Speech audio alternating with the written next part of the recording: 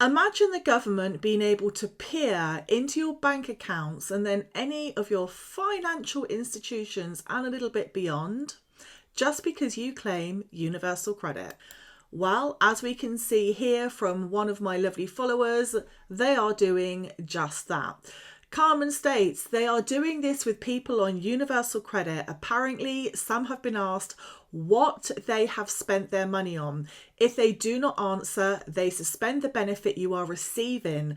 I have worked all my life and ended up with life-changing illnesses, and I feel violated. Carmen, I'm so sorry for you, and in this video I'm going to be breaking it down bit by bit what this means, what's happened, as someone who used to formerly work for the Department of Work and Pensions before I successfully sued them in court for unlawful harassment and disability discrimination. So let's get into it. This video is sponsored by Nubia Space, the easiest way to get your website up and running without the overwhelm or the tech, because every great website starts with a domain, and Nubia Space makes it simple with its easy drag and drop website builder, clear pricing, easy to set up, and support that actually speaks your language. Now, first of all, I hate to be the bearer of bad news, but I did a video on this which has had nearly 100,000 views when this new bill came out that relates to, well, giving DWP the power to do exactly what Carmen and so many of you are telling me in the comments. Now I'm going to link that video down below and at this end of this video so you can go and watch it, because you probably will need to or want to. But let's get back to this other point that Carmen has raised. So formerly, when I used to work for the Department of Work and Pensions, we were not allowed to ask claimants what they spent their money on.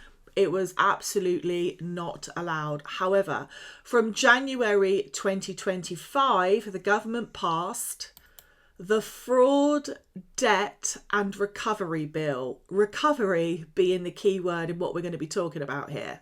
Now, this was done really quietly. I saw it and I picked up on it and I made a video about it, and I got called so many things: scaremonger, clickbait. Once it's passed in the House of Parliament, there's nothing you cannot deny that has happened, and it's happened. So what does this mean for you? What sort of things do you need to be careful of? And, is this right or is this wrong? Now, I'm just going to say, as somebody who has been in court with the Department of Work and Pensions, and I have seen how they will misuse information if it puts their situation or their claim at an advantage. So I don't really have faith in them handling information at all in the best ways all of the time. That levelled with the fact that they definitely have a lot of bigots that work in that department. I would be quite worried about somebody bearing a grudge against you in the job centre having access to rather a lot of information. Now, because of this bill, they're going to be having that information. Formerly, you would have to have a certain level of access. You'd have to be working in a certain role to be able to have that information. So, what is that information and what does it mean? Now, firstly, the minute you sign up for universal credit, you declare, you literally sign a box by virtue of doing so, giving the Department of Work and Pensions the right to look at certain information. Now, because of this bill, whether you sign that or not is irrelevant. So, before this bill, let's just say you had a universal credit claim, and you started doing really well in your job or your business, and you kind of were a little bit late closing your universal credit claim, and you had a few months more than you should have had. Because of this bill, I would say before this bill was passed, there was nothing DWP could really do about that once your claim is closed. But that, because of this bill, has all changed. In fact, this bill gives power to the Department of Work and Pensions and their associated governing bodies to go back 12 years. Yes, ma'am. 12 years. So if you've been being a bit hooky, open and closing universal credit claims, let's just say, they can go back 12 years now, and they can recover the full amount, because this is not just a debt and fraud bill, it's also a recovery bill. So this gives people like HMRC direct powers to seize money directly from your bank. You might already have been on PIP and you've seen some of your PIP payments gone down. Why have they gone down? Because DWP are allowed to take money back. They're allowed to take overpayments back. Now, I don't want to scare anybody, but I have seen with my own eyes before people, this is not work related, obviously, when I was working there, this is people in private, have contacted me and said, oh my goodness, I have been sent an invoice by DWP for £86,000. I do not owe this money. They're saying that I owe this money. I've given them my bank statements. They're not listening. So again, making sure you have really clear records of everything is really important. I would say more so than ever, particularly if you're on a state benefit. So let's start with, why are you being asked to provide your bank statements?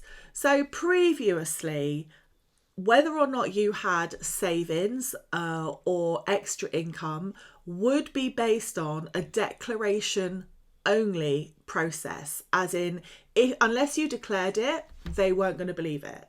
They would just believe it, that, you have no savings.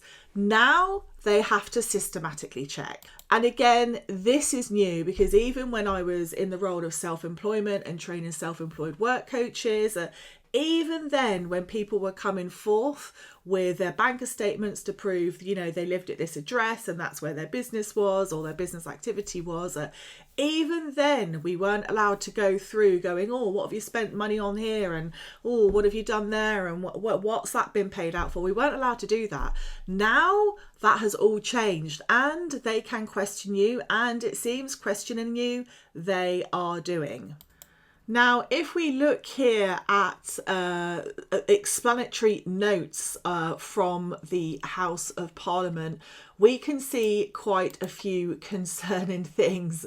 One of them is the eligibility verification notices, which allow DWP to require banks to share limited account information for accounts receiving specified benefits or accounts that are linked to them, and they don't even have to inform you that they're doing so. So technically, your bank is now legally obliged to report to, the government, Department of Work and Pensions and other bodies without informing you. So GDPR protection and all the rest of it seems to have gone right out the window and down the Swanee because of this act.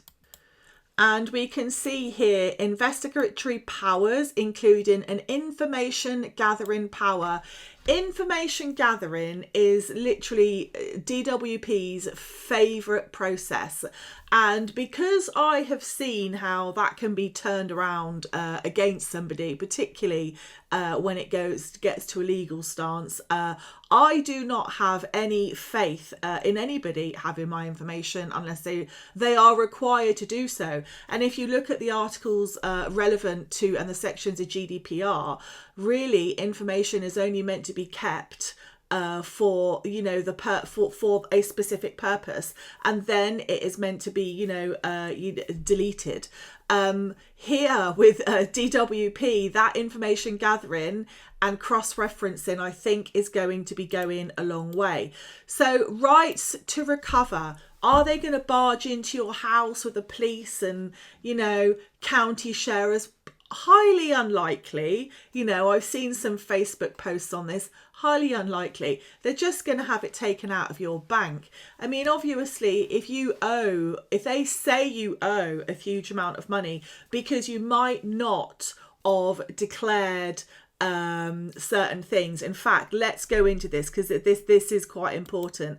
Let's just say you've got one of your children living at home, and they've suddenly turned 18, and you have not done the necessary declarations at the job centre regarding that, which would be a change of circumstances because they're now 18. You could have an overpayment of housing benefit or a housing allowance, or an overpayment of the child element. Some people let that ride for a few years, shockingly enough, and then people can get themselves in situations through worrying and anxiety, which could then potentially result at bailiffs at the door. Because once they raise an invoice, if you don't respond to it or you don't reply to it, you should always get legal advice on these sorts of things. If you don't reply to it, then it can just go further and further and further and escalate. So the best thing is always to get advice on these sorts of things, even if you think you haven't done something correctly, even if oh God, I was working on the side and I didn't declare it, and the worst thing possible, okay, with DWP is trying to cover something up. If you are honest, even if you have, rightfully, let's just say you've been working a bit on the side and you haven't declared it, as long as you were to declare it, I hate to say it, but as long as you were to declare that in hindsight, they may not take any action at all. They would just make you overpay it. But it's when people, I can't say it's like case by case scenario, but it's when people deliberately lead them down a swanee and really rip them off that they go for the jugular. So bear that in mind. So these are the biggest, I think, things to be aware of here. The different acts, really. Fraud against public authorities. Obviously, if you do anything against the state, they do come down rather heavy. The Public Sector Fraud Authority. Eligibility verification. So obviously, if you're signing up for benefits like universal credit, and you aren't declaring other income, then they are, that's fraud. And in all honesty, universal credit really isn't a huge amount of money. Let's be honest, it's not a huge amount of money. So is it really worth risking criminalizing yourself for such a small amount of money? In all honesty, if you're that person listening right now, just think about that. Is it really worth it? Potentially not. And there are plenty of legal ways, I will say, you can. I know lots of people feel very much trapped when they're on universal credit, and I'm a big advocate of self-employment. Everybody knows that. You can generate a very good business and use universal credit legally as a safety net whilst you're building a business, so you maybe don't feel so trapped. But doing things that are going to get yourself criminalized is not the answer, guys. I don't, as much as I really don't like DWP at the best of times, that isn't, I don't agree with that. I don't agree with fraud. That is not the answer. So don't do that to yourself, because you will regret it for a long time to come. Okay, so the next big issue I see with all of this is the digital ID. The digital ID and the digital linking to banking. Please be aware that once you're on universal credit, there's very little actually that DWP can't see. It's just that now they have powers to take and investigate and do certain things without having such a massive reason to do so, really, I think is fair to say now. Now, I have seen and I've had people come to me before about many flagged claims in error, and this is my concern. Systems make mistakes. Even computer systems make mistakes. They can mismatch information, and sometimes it's Not everybody that works at DWP is like the equivalent of an MI5 caliber of person. I'm being polite here, but being brutally honest, some of the people that work there just are not the brightest buttons in the box. So errors can happen. And in actual fact, if you look at the data, because data never lies, the majority of people, or the highest percentage of fraud that came from the Department of Work and Pensions in 2023 to current 2025 was actually done by their own employees not doing things correctly.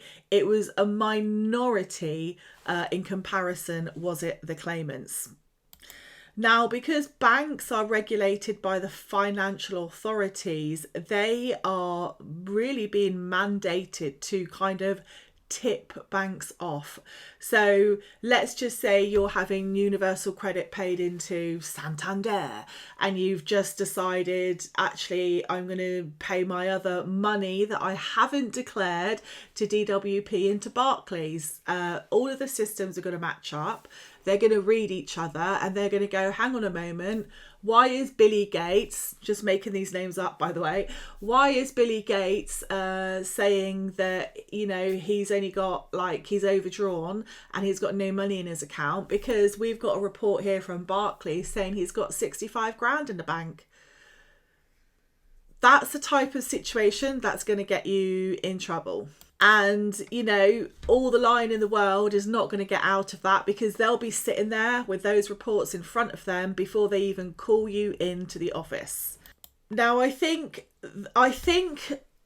what do I think about this? I think it's good that something is being done to reduce fraud. I do think that is good. But I don't agree in the way that this is being done, because I think it is an invasion on everybody's privacy. And I don't believe in mass information gathering at all and information harbouring. It's just harvesting information, because that can be recontextualized and that can be used with a cunning and criminal brain in the most legal of ways. I mean, let's not forget how barristers win cases in court. Okay, so I'm just going to finish off with some little notes that I've got here on what you can do if you feel that this is being, you know, a little bit intrusive. So you need to, first of all, you need to understand your rights. You need to request a copy of absolutely everything. Now, I would request a copy from them, and of course, I would also do a subject data access request. If you're being accused of something, that will come under a policy or a law or a guidance. And don't be afraid to say, can you point me to the policy where it states that, please? If they're accusing you of something, specifically ask them, you know, where does it state that? And again, this is not legal advice. This is just my interpretation of the best way you can deal with this as somebody that used to work there and knows the policies very well. Document everything and be in charge of your own evidence. Whatever you do in life, you should always be in charge of your own evidence, nobody else. Don't rely on somebody that's going to accuse you or is trying to accuse you of something of being, you know, the do-gooder when it comes to your evidence, because be assured that anything that puts you at a disadvantage and them at an advantage will miraculously appear or disappear in that evidence trail. Join advocacy groups, civil liberties organisations. Obviously, make sure you follow the justice journals and save any updated information you have. Use a Google Sheet, it's free, and keep a chronological list of what's happened, when, what date, any deadlines and anything else you've got to do. And if you've got yourself into some hicky-tricky water or going down the slippery slopes because you've got issues with money and you got yourself tempted, shall we say, by doing something that maybe you shouldn't have been doing, just go and get some debt advice, go and get some mental health advice because you might need it, and get yourself supported like that, so that you can then make better informed decisions with the right support, with well-meaning people to support you who are going to be non-judgmental, and that will make this whole process dealing with entities like this a little bit easier and a little bit less daunting. Anyway, guys, I just thought I would bring that to you because it's quite concerning now, especially with the digital ID and everything else. As always, thank you for liking and following and sharing out my content. It helps to grow and it helps to support people and helps to get information to people without the judgment and without the scrutiny. So thanks for that and take care. Goodbye.